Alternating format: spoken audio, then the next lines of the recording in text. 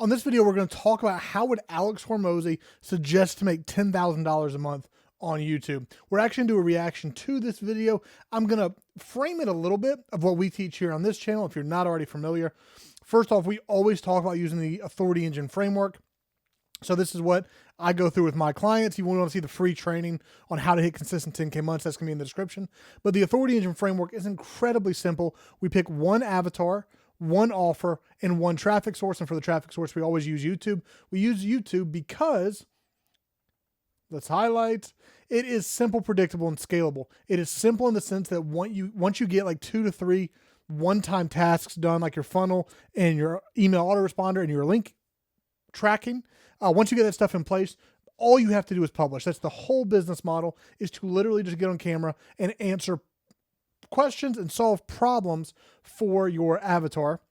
It's predictable because over time, you're going to get increased virality. You're also going to be ranking in search. So over time, we are just going to slowly compound and compound and compound as we collect more and more of our ideal avatar. They watch more of our content, which then pumps up the algorithm. So over time, we're going to get that predictable growth. And then it's incredibly scalable. I've done like 2 or 3 videos on this.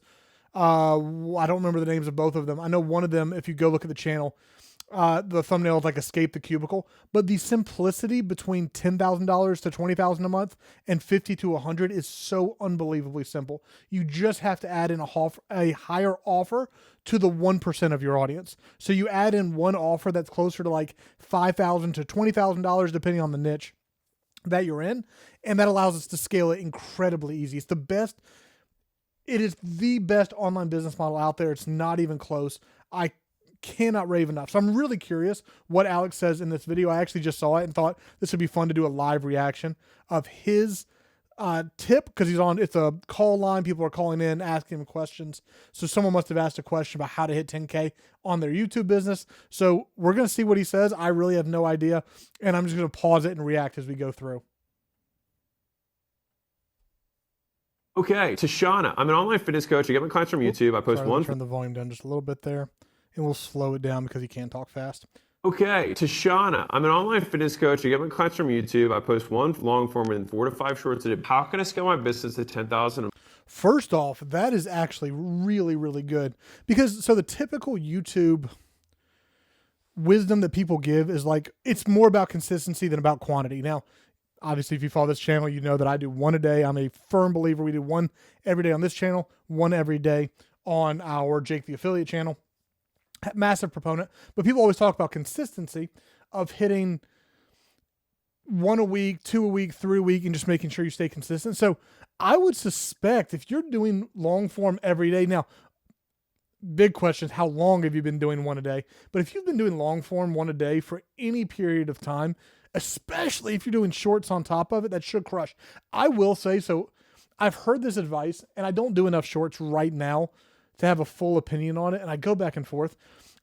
And a lot of guys that I trust when it comes to YouTube coaching, who are like YouTube specialists, and a lot of guys like Alex now have started adopting this, that I believe this to be true, that at a high level, these shouldn't be on the same channel, because your audience is 2 different groups of people. The person who watches shorts and the person who watches long form is just not the same person. So what can happen is someone will follow you because they enjoy your shorts. Your long form shows up on their page and they're not interested in it because they don't watch long form, and then that hurts you in the algorithm. So that's just a little bit of a side piece. If I've heard everyone who's gotten big, you can go look at some of your favorite channels that are big, and you'll see this starting to happen. They'll have like a Hormozi clips. I think this is even Hormozi digest or something like that, where they're splitting them off. And this isn't even like short form. These are just shorter, like 2 to 4 minute videos. And a lot of his longer clips stay on his main channel. So that's a little separate, but that is a pattern that's being seen all across the industry right now. A month, I get about 5 to 10 leads a month. Okay. Hold on, what? Let me hear that again, just to make sure I heard that correctly. One long form and 4 to 5 shorts a day. How can I scale my business to 10,000 a month? I get about 5 to 10 leads a month. Okay. I don't know. Form in 4 to 5 shorts a day. How can I scale my business to 10,000 a month? I get about 5 to 10 leads a month. That doesn't make sense. Like there's a massive disconnect there. There's no world that you should be getting 5 to 10 leads a month. I'm curious how much more. Actually, I don't think she provides any more context because it looks like he's reading it. So I assume he's not going to get more context here. 5 to 10 leads a month from one video a day is crazy. So, for example, every single video you'll hear me do a call to action. There's 2 links in the description. One is a link to book a call with me. If you're struggling to hit consistent 10K months, you hop on that call, you and I have a conversation, and we see if it makes sense for us to work together, for me to help you hit consistent 10K months, then eventually go to that 50 to 100K. And there's a second link, which is my free training, which serves as a lead magnet, right? So it's my free training to help you hit consistent 10K months. That gets your email address onto my list. That's what I would consider a lead. So if she's saying, I think he said she, apologies if I'm wrong. If she's saying I only get 5 to 10 leads a month, maybe she's doing like a book a call funnel and she's saying like only 5 to 10 people are calling. That would make a little more sense, but that'd be crazy silly if you're doing long form and you don't have a lead magnet. And a lead magnet can be a lot of things, right? It can be free training. It can be a free ebook or PDF. The big goal of the lead magnet is you want to help someone achieve a quick win to develop that trust. There are other contexts and other ways to think about a lead magnet, but that's kind of like the most traditional. So if you're giving away a lead magnet, there's no world in which, if I only had 5 to 10 people picking up my free training in the description, my lead magnet would be awful. Like, it would not appeal to my audience. I wouldn't understand my avatar. I wouldn't understand their pain point. And I wouldn't have a lead magnet that actually is for them. Like, there's so many issues here. There's no world that she's giving away something for free if she's only collecting 5 to 10 leads and adding 5 to 10 people on her email list. I assume she has to be referring to like only 5 to 10 book calls per month, maybe. Okay, I don't know anything about you, so I literally just saw a tiny little icon. I'm gonna say something that's gonna be borderline, it'll be borderline. So my team can't stop me because this is live. I love his content. You know what? I won't make this about you. Honestly, I don't know if Hormozi was like the person that made me want to switch to this style of content that's just significantly more raw, just very conversational. But he's got to be one of the top 3 or 4. Though, like, I just enjoy his content. I enjoy just hearing the guy talk off the cuff about difficult questions or about questions that his audience is interested in. And because I enjoy it, I assume other people like yourself, hopefully, enjoy this style of content. So I love the way he just talked about that because that just relates to me. Like, it's just raw. I'll tell you a story. A friend of mine was in the fitness space and he was, listening to, all the people and making content and doing the stuff. And he wasn't as consistent as he should be, but like he was doing stuff. And the big issue when I was talking to him, I was like, bro, you don't look in shape. You're not in shape. And so I don't know if that's your situation. Now you have to like look in the mirror quite literally. Okay. So that's a really good word. And this would be in every industry, but specifically in fitness. Like, if you don't look the part, who wants to buy from you, right? Like, I am quite overweight right now. It's very unfortunate. Nobody's buying fitness training from me. And that applies to every industry. Like, you have to be able to show that you can help a person achieve the thing. And there are a lot of ways to show that, right? You can show through your own results. Your appearance does matter. Your things like your background matters. That's a really good point.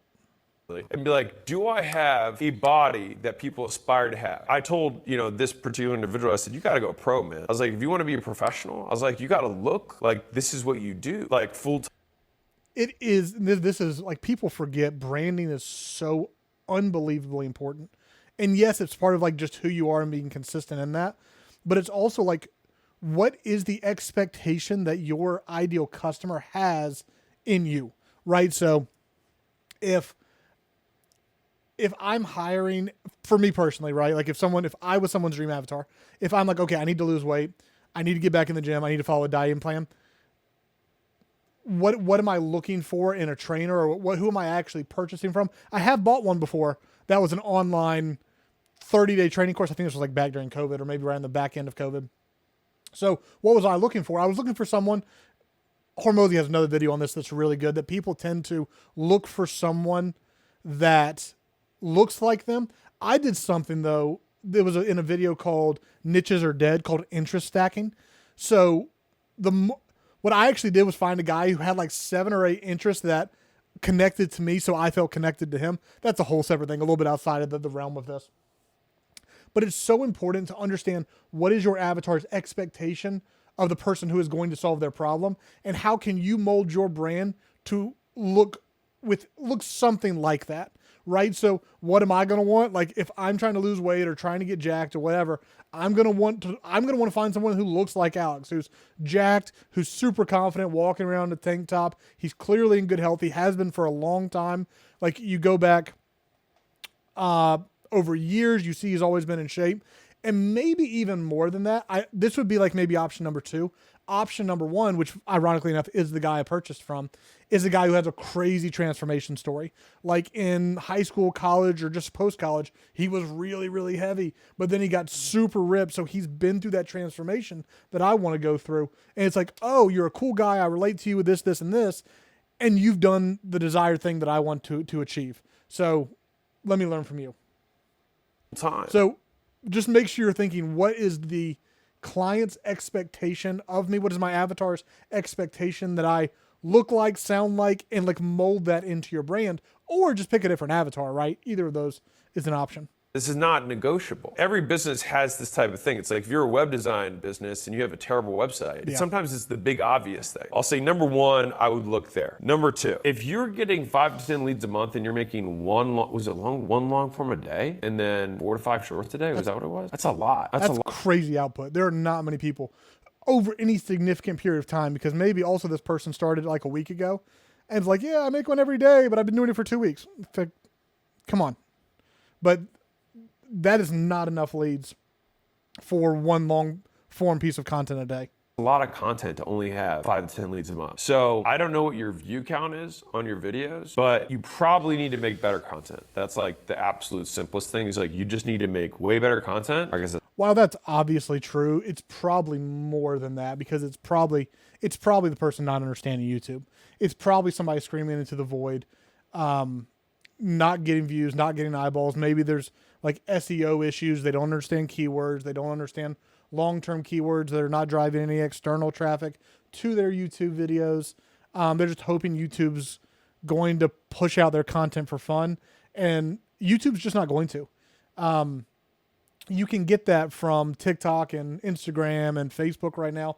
I've done some crazy good videos on Facebook recently and how much traffic they're pumping and how much Facebook is pumping my YouTube channel right now. Highly recommend going and checking those videos out. But while video quality is probably a significant part of it, obviously neither one of us have the context about everything going on with this business and we can't see it. I would also guess there's some inefficiencies with the thumbnail, with the description, with the general SEO, with the titles. All this stuff is just not getting momentum in the algorithm. And at the end of the day, if your quality was better, it would solve 99% of issues, because even if you only had 30 or 40 people showing up to see your video, they would enjoy it, they would stay longer, and that would pump the algorithm. So better quality content and finding ways to get more eyeballs on it and improving SEO. It's probably one of those 3 or a combination of them.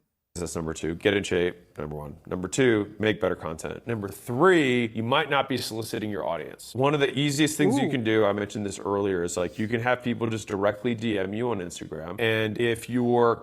So soliciting your audience is like actually including a call to action, right? So if I were to have the best 10K a month training ever, 100% for free in my description, but I never told you it was there, you would never go grab it, right? So the only reason that people go grab it is because I say there's a link down in the description below this. I also put it as the pinned comment. So between both of those, that's how people see the free training. It's how they see that they can book a call with me. We can get on a call and talk about how to hit consistent 10K months. If I didn't tell you about that, you're not doing it. So this is a really good point. If you're not soliciting it, if you don't have explicit calls to action in your content, you can't expect anyone to do something. Content is wholly on YouTube, then you need to direct them to a platform where you can more easily have a conversation, right? Conversions happen in conversation, all right? And so I would say send them to a calendar or put a calendar link for people to just book a call straight with you. So I don't know how you're collecting leads, but if it's like an opt-in or... So when it comes to actually starting the conversation, I've never been a great DM guy. There are people who do incredibly well.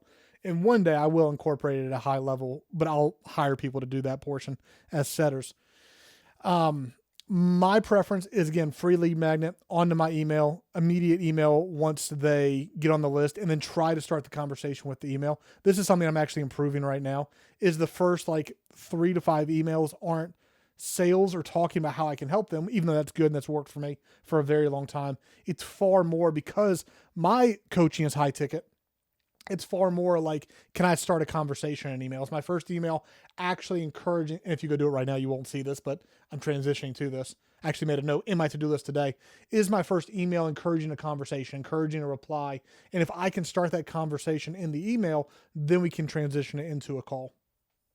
Or something like that, you can probably just put a straight calendar link on all the places that you make content. So there's 5 if you're on YouTube. So you've got your profile bio, number 1. Number 2, you've got your pinned comment underneath of every single one of your videos. Number 3, you have your description, which you want to make sure that it's the first line with the link with some sort of big reason to why they should click it. This is fascinating. I actually asked my coach this the other day, and it seems like this has been a big shift on YouTube as well. So there used to be the standard practice for SEO was the keyword had to be at the top of your description.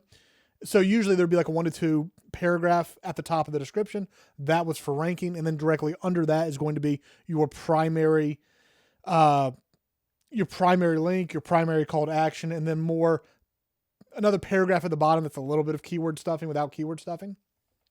And I heard this both from my personal coach and from now Hormozi, who like put it at the top and then put that underneath. That's really interesting. I would be curious. I assume his is pretty optimized. Now I'm super curious. There are a few guys who are, again, there's a difference in really good coaches who do YouTube or really good business guys who do YouTube and YouTube experts who are unreal at YouTube. I'm after this video going to go look up a few of them and see if they actually put it in the top. And the way that you can know which is the best decision is looking in my description after this video, or by the time you see this video. Do I have it at the very top or do I have it under a first paragraph? Number 4 is going to be community posts on YouTube. Like, you should post your community posts. And number 5, I'm really bad at that one, actually. I used to be a lot better at it when I did faceless channels. Man, I actually need to get back to that. That's a great point. There's no reason not to be utilizing community posts more than I do. is you got in video. So a third of the way through a video, make a quick call to action to whatever it is. Might be like, hey, by the way, if you like this, then you might want to come, buy more of my stuff or work with me directly, whatever it is. And I would say if you're in the fitness world, then I would make my CTAs around personalization and accountability. It's the number, 1 and 2 things that people want when they're trying to lose weight is they want it to be personalized to them and they want accountability. So like, what can someone... So this goes into lead magnets, which he didn't explicitly say, but collecting leads, like personalization, and what was the other one he said? 1 and 2 things that people want when they're trying to lose weight is they want it to be personalized to them and they want accountability. So like accountability. So this is a little different industry to industry. Usually the goal of lead magnet, and mine is even different than this, but usually the goal is you want them to achieve a result and you want them to achieve it quickly. If you can do that, you create a micro win in their mind. They develop a level of trust with you. If you help them get this win, now they're going to give you a series of micro wins to help them achieve more and more and more, right? So like they'll listen to you about something that takes them a little bit longer, and then they get another micro win to eventually being able to solve high level problems. That's kind of the logic behind a lead magnet. Mine's a little different because I believe the maximum amount of value that I can give you guys is through this YouTube content where we cover all of this information. So my lead magnet doesn't give a quick win. It really redirects to YouTube and to coaching. So it goes into both. I have a whole video on that as well.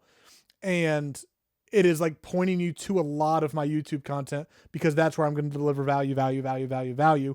And over time, as you try that value, as you test that value, as you implement that value, and you start getting results from it at a high level, that's what allows me to onboard people into coaching eventually. Like, what can someone So you not just need to be aware of what that is in your industry because it can look different. get from free internet content? They're not sure if this is right for them or that it's personalized for their specific needs, and they want somebody to like call them up and be like, hey, stop being trying to keep this Personalization is always great though. I mean, if you can do that in any industry. BC. Man, I have so many words that are just not good. Stop being a fatty. That's what they need to hear. I'm not saying that's what you would say, obviously, but they want somebody who's going to hold them accountable. Okay. Man, really good video from Alex here. Let me see if I can zoom out of that. So again, highly recommend if you want to hit 10K a month on YouTube, first of all, I got multiple videos on this channel you need to go check out. There's a link in the description to the free training to hit consistent 10K months. You need to hit that. If you're doing between like 1 and 8K a month consistently, or honestly, if you've made any money online, but you just can't struggle to stay consistent, book a call with me so you and I can have a one-on-one conversation. And like he said in this video, the personalization aspect, I don't know your story. I don't know exactly what your issue is. And until I see it and we have a conversation, it's hard to identify that bottleneck for you when I'm just speaking broadly on a YouTube video like this. So I'd love to talk to you one-on-one. Please do book a call if you've made at least a little bit of money online, and we're going to get you to those consistent 10K months if you qualify to work with myself and my team. We'll use the Authority Engine framework. Again, cannot recommend enough if you really want to hit 10K a month on YouTube. One offer, one avatar, one offer, one traffic source, which is YouTube. And we use YouTube because we keep it simple. We eliminate all the complexity we can in the business. We know it's predictable as long as we continue to post over time and we post the right stuff. And then it's eventually scalable because we're going to add a high ticket offer on the back end that allows us to go from 10 to 20 that we can do just through YouTube to 50 to 100 because we're developing, or we are finding more and more and more of our ideal avatar. We're drawing them into our channel, and we're going to talk to the top 1 to 5% of that avatar and say, hey, we are able to serve you at a higher level, and we're going to solve your pain point easier, faster, with less friction, all of this by working together. And that's how you're going to do your high ticket offer. So again, tons of videos on this on the channel. Hope you'll check them out. Let me know if you have any questions in the comments. More than happy to do a video on any question you have in the future. I hope you enjoyed, and I'll see you again on the next video.